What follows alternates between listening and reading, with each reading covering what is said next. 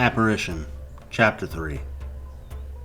The production team rolled through the mountains, leaving the city life of Los Angeles, and headed for the haunted location for their excursion for the live stream. While on the way, Chaz's assistant debriefs on what he had found and why he chose the location.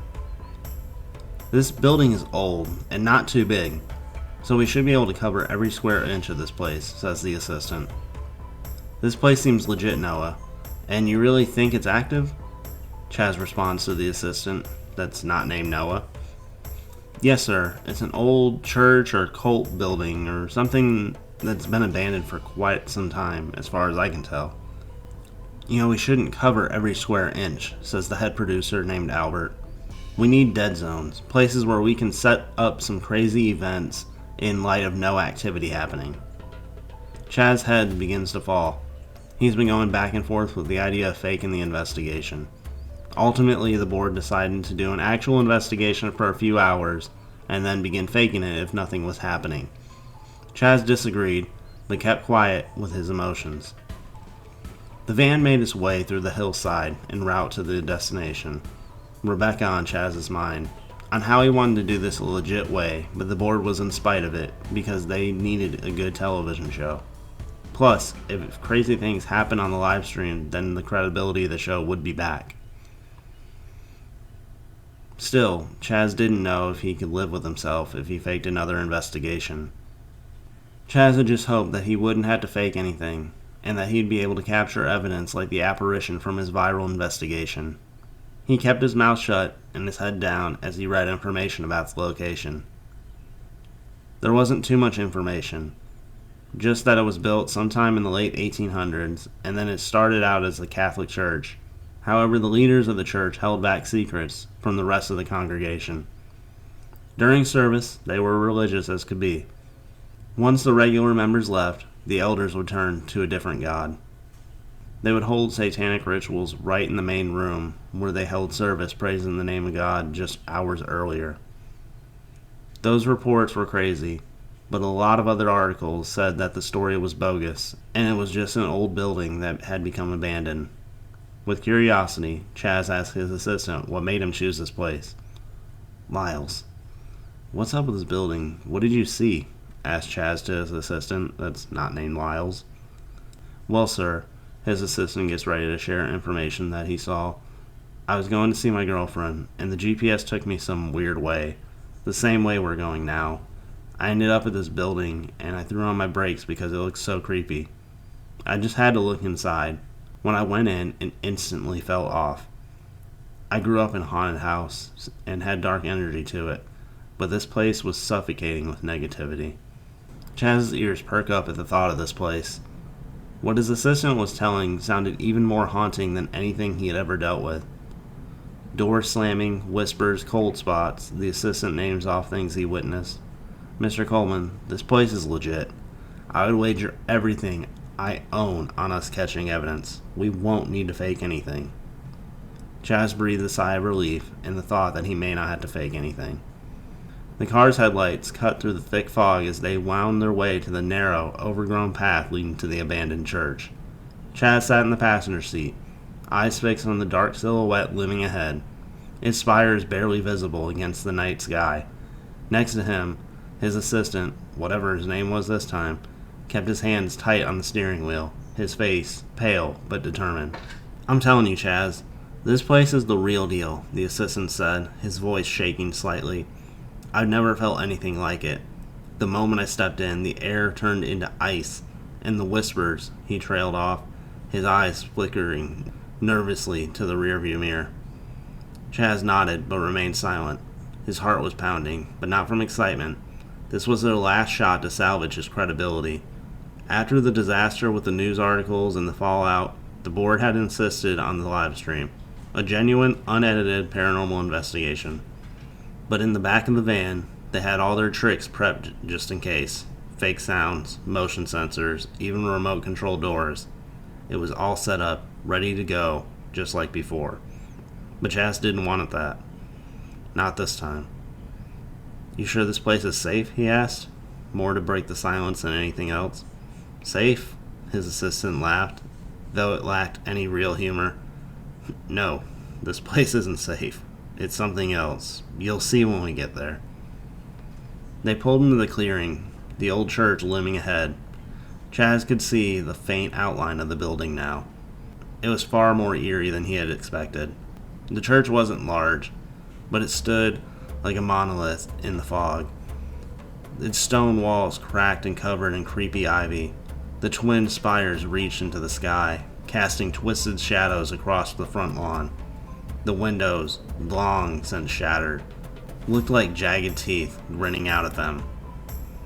The assistant killed the engine, and the crew sat in silence for a moment, staring at the building. Even from the car, Chaz could feel it. The oppressive weight of this place. It was heavy, like the air itself was watching them. "This is it," the assistant muttered, reaching for the door. "Let's go." They stepped out of the van, the cold night air biting at their faces. They approached the entrance. Chaz couldn't shake the feeling that they were being watched. The church door hung slightly ajar, creaking as the wind pushed it back and forth. A slow, eerie invitation into the darkness. Chaz grabbed his flashlight and flicked it on, the beam slicing through the gloom. "Alright, let's walk through this place before we go live," he said, his voice steady, though his stomach churned. "You've been here before, so lead the way." The assistant nodded and pushed the door open further, the hinges groaning in protest. As they stepped inside, the temperature seemed to drop several degrees. Chaz shined his light across the main room. It was small, as expected, but the atmosphere was suffocating. Rows of broken wooden pews lined the floor. Dust coated every surface. The altar at the far end was cracked. The stone beneath it was stained with something Chaz didn't want to guess. Above the altar, a large, decaying crucifix hung crookedly. The figure of Christ, twisted and warped, its eyes long gone. The assistant pointed at the center of the room. "This is where they did it. After the regular services, once everyone left, they gathered back here." He paused, his voice dropping to a whisper. "Satanic rituals.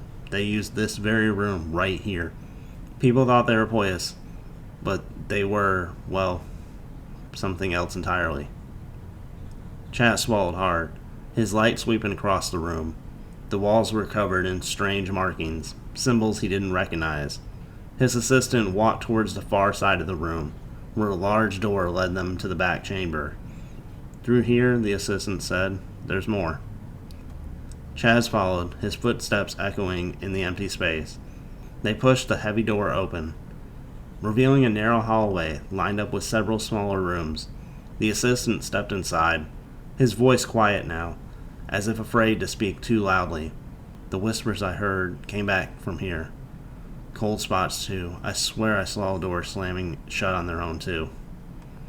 The rooms were even more decayed than the main hall, the walls crumbling, the floors buckled and uneven. Old prayer books were scattered on the floor, their pages yellow and torn. One room in particular caught Chaz's attention.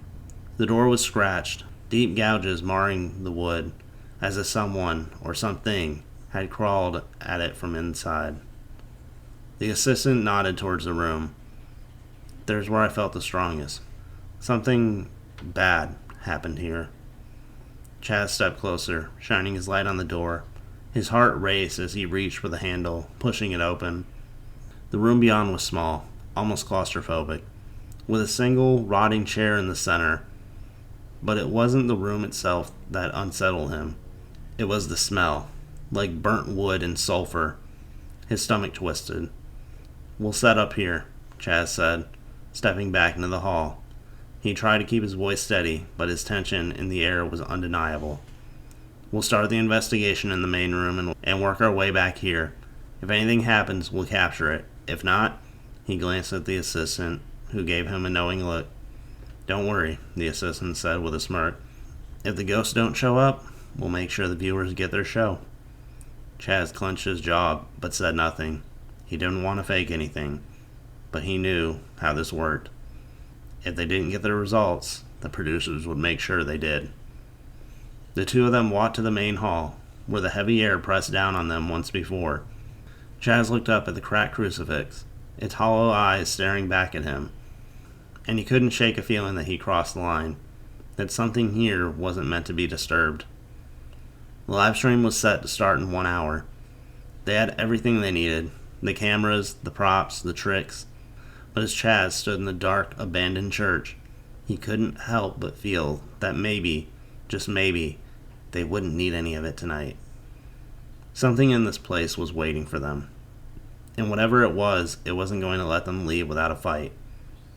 Chaz sat alone in the fan, staring down at his hands, which rested on his lap, trembling slightly. The distant hum of the crew setting up echoed faintly from the church as they worked tirelessly to prepare for that evening's live stream. But Chaz was here, in the dark, where the tensions of the night clung to him like a heavy blanket. The weight of what they were about to do, and what they had already done, pressed on his chest.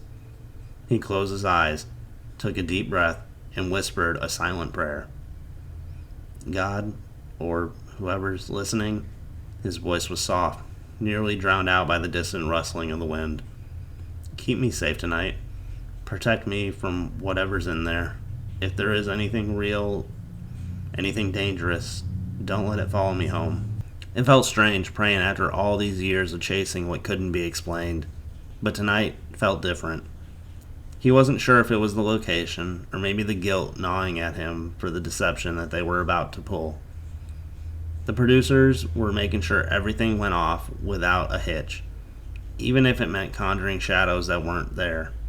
If nothing happened, Plan B would go into effect, with the actor and producer rigging the entire place for a performance worthy of millions of viewers. He hated it, but knew his reputation was hanging by a thread, and if this was what it took to survive the industry, he would have no choice. Out of the corner of his eyes, Chaz saw his assistant moving around the perimeter of the building, setting up the cameras. He was meticulously and deliberately avoiding the dead zones where the producer had stashed their trick equipment. Chaz smirked. He heard a knock on the van door, and Chaz jumped, startled out of his thoughts. The actor, dragged in ragged clothes, was talking to one of the producers prepping for Plan B. The actor gave a wave, a broad grin plastered on his face, clearly enjoying the theatrics that were about to come. Albert was checking the connection with base back in Los Angeles, where the rest of the board was set up to watch the entire live stream and broadcast it to everybody. But Chaz couldn't focus on them. Something about this place had him on edge.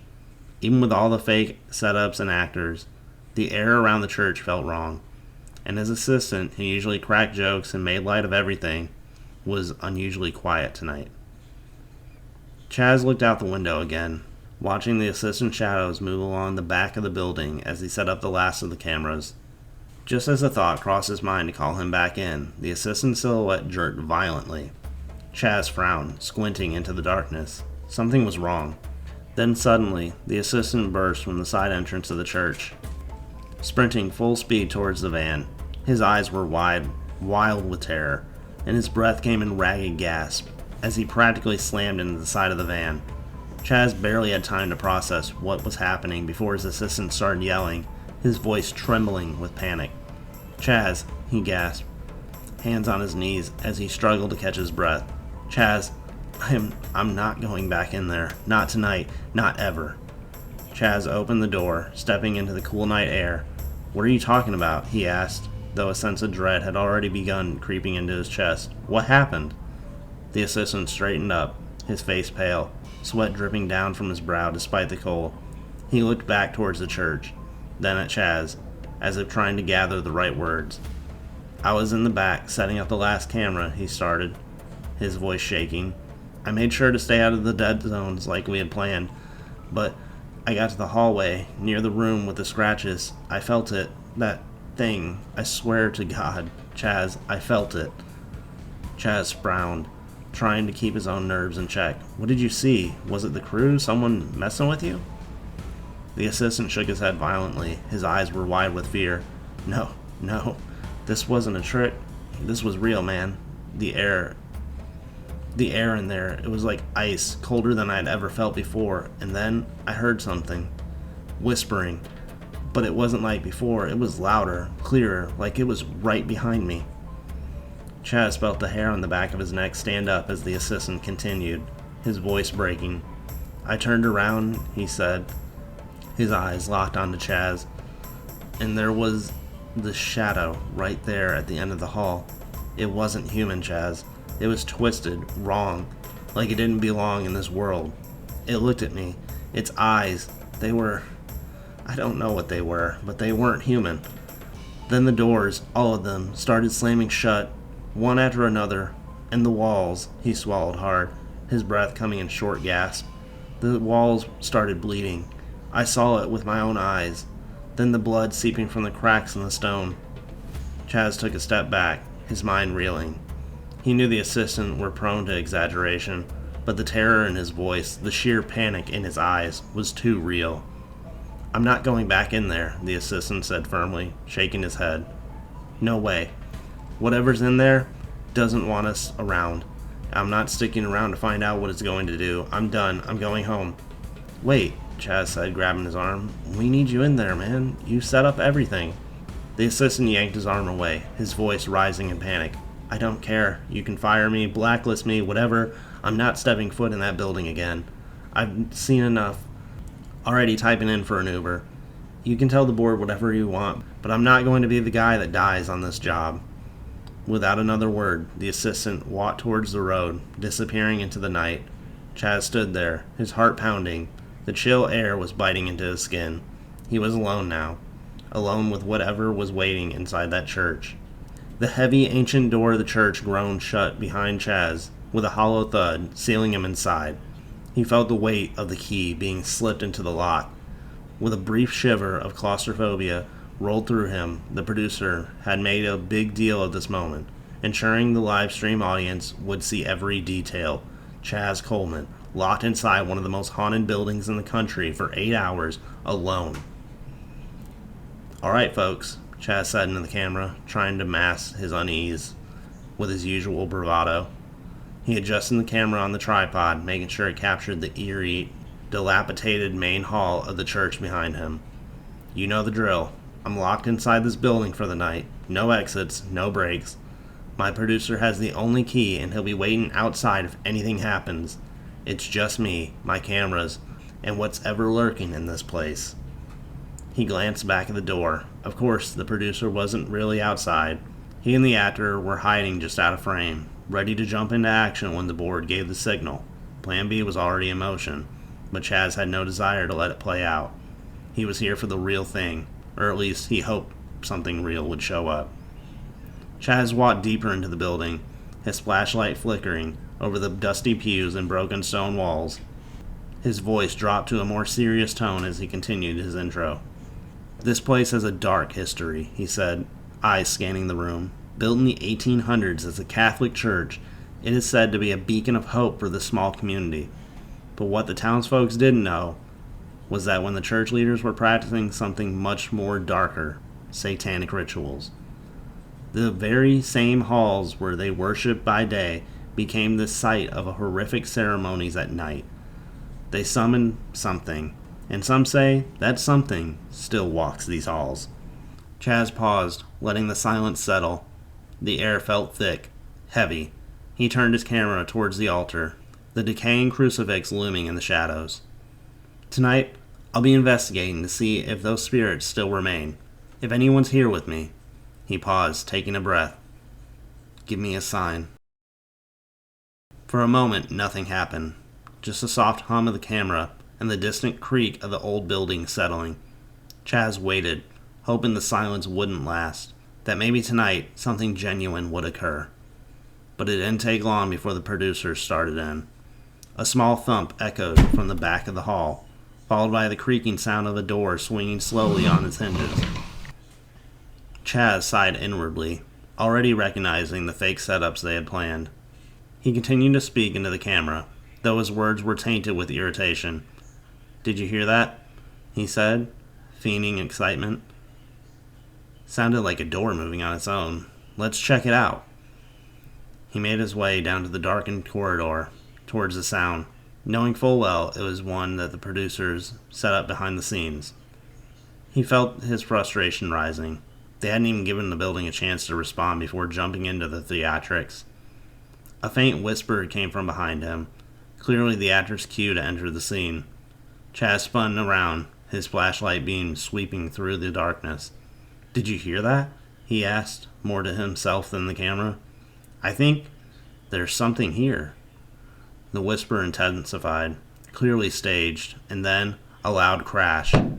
Chaz knew it was time for Plan B. He clenched his jaws, but forced himself to play along. "Let's head back to the main hall," he muttered, keeping his voice steady for the viewers. As he stepped into the room again, the fake ghost appeared, the actor dressed in tattered, ghostly robes, his face pale and drawn as he stood dramatically near the altar. The moment Chaz saw him, something snapped inside. The charade had gone on long enough. "This is ridiculous," Chaz blurted out, his voice sharp with frustration.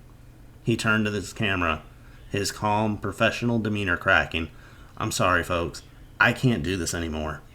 The actor froze, unaware of what to do, while the producer's voice crackled through Chaz's earpiece. "Chaz, what are you doing?" the producer hissed. "Stick to the plan." Chaz ignored him, stepping forward, addressing the camera directly. "This ghost," he said, pointing at the actor, "isn't real. He's an actor. The network set this up because they think that that's what you really want to see. Faked, cheap entertainment. But I'm done with it. I didn't come here tonight to put on a show. I came here for the truth." "Chaz, you're ruining everything." Albert stormed into the room, fury etched on his face. "We're live. You can't just..." "I don't care anymore," Chaz snapped. "If I'm going to do this, I'm going to do this right. I'm here for a real investigation. You can hang out in the lobby area if you want, but I'm done with your tricks." The producer stared at him, wide-eyed, clearly at a loss for words. The actor looked back and forth between the two of them, unsure whether to stay in character or flee. And then, it happened. A deep, guttural roar erupted from the depths of the church, shaking the very foundation of the building. The walls trembled, the crucifix above the altar swayed violently, and the air vibrated with a force so intense it nearly knocked Chaz off his feet. The roar wasn't part of the plan. It wasn't the producers. It wasn't staged. It was real. The producer and the actor froze, their faces drained to color. The sound reverberated through the halls, filling every corner of the church with an otherworldly presence. Chaz's heart raced as he spun towards the source of the noise, his flashlight shaking in his hand. "What the hell was that?" he whispered, more to himself than anyone else. Suddenly, a heavy object flew across the room, smashing into the wall. The crucifix groaned, and its decaying wood splintered, as something unseen moved within the darkness. "Get out!" Chaz shouted at the producer and the actor, who were already backing towards the lobby. "Go, now!" They didn't need to be told twice. The two of them bolted from the main hall, but the door to the lobby slammed shut and left the two of them in there with Chaz. Their hearts pounded, adrenaline surging through their veins. Whatever made that sound, whatever slammed the door, it wasn't part of the act. And it was here.